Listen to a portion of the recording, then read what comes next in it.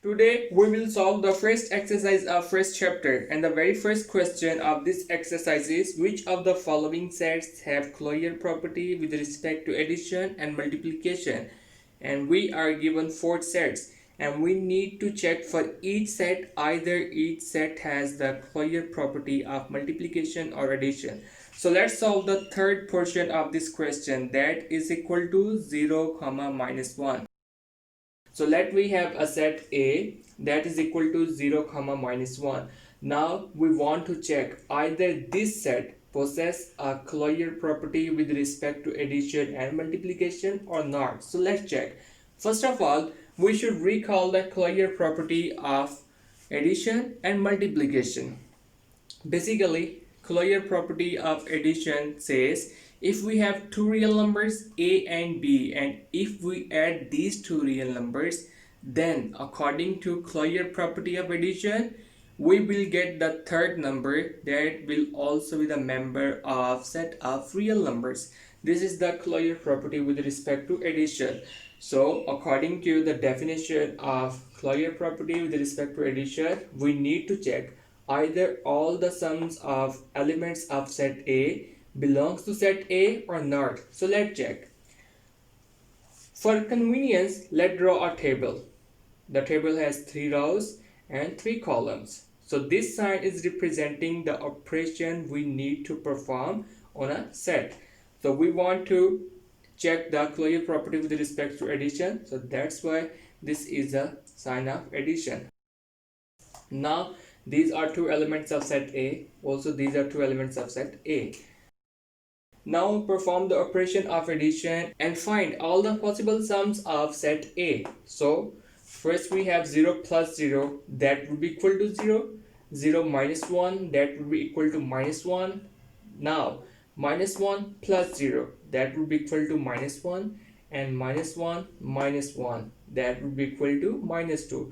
So these are all the possible sums we can create by using these two elements of set A.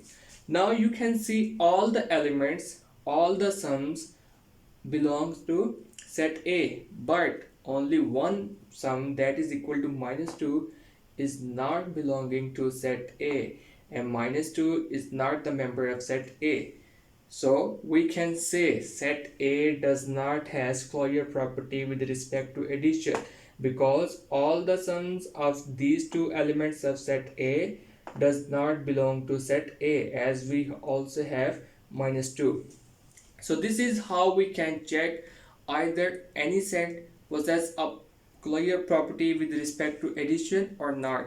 Now we need to check either set A has the closure property with respect to multiplication or not. And closure property of multiplication says if we have two real numbers a and b, and if we multiply these two real numbers, then we will get the third number, let's say it's c, that will also be the member of set of real numbers. Now we need to check either all the product of elements of set A belong to set A or not. So let's check. Again, draw a table for convenience. Now we want to perform multiplication. That's why here is the sign of multiplication. This is our element of set A, 0 and minus 1, and 0 and minus 1. Now multiply 0 with 0. So 0 multiplied by 0 is equal to 0. And 0 multiplied by minus 1 is equal to 0. As the multiplication of 0 with any number is always equal to 0. The third possibility of multiplication could be minus 1 into 0, that would also be equal to 0. And the fourth and last possibility of multiplication of these two elements would be minus 1 into minus 1. So that would be equal to 1, as the product of negative and negative would always equal to positive.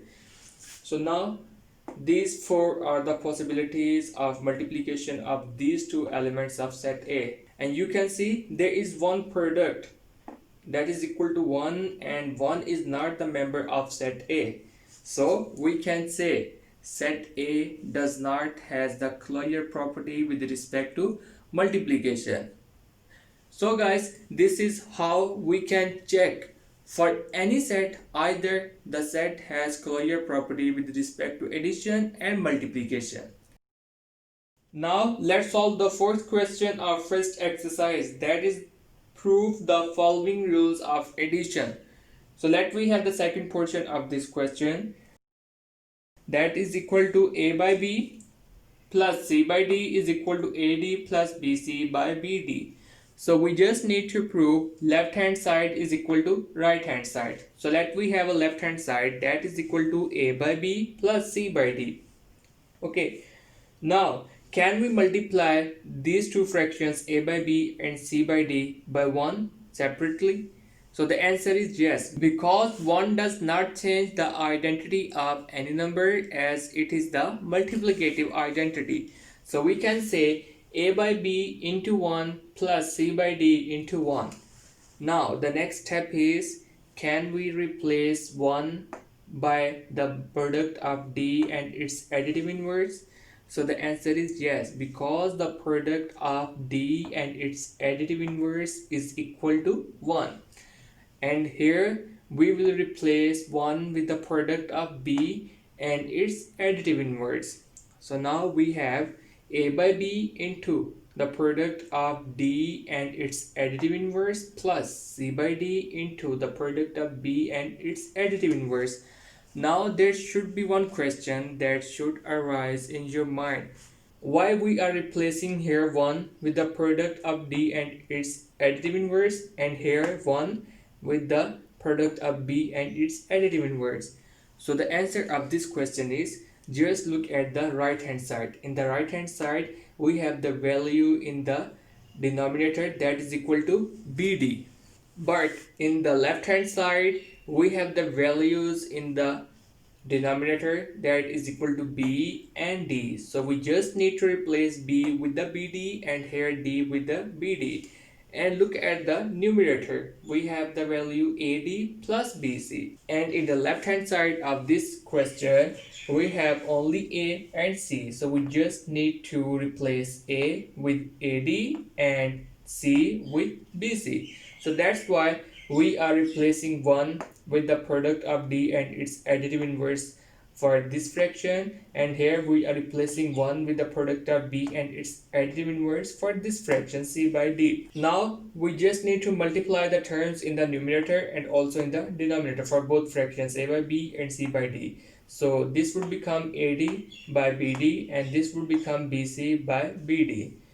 Now the next step is just use the right distributive property, and this property says if we have three real numbers a, b and c, then a plus b into c would be equal to ac plus bc. So can we say ad by bd is equal to ad into 1 by bd? Yes, we can say. And bc by bd is equal to bc into 1 by bd. Now you can examine one thing. The fraction 1 by bd is common in both the product of ad and also in the product of bc. So we can say ad plus bc into 1 by bd. Just take 1 by bd as a common fraction for the sum of ad and bc. Now you can see 1 by bd is multiplying with the sum of ad and bc. So we can just write this expression into this one, ad plus bc into bd, and this is the right hand side of this equation.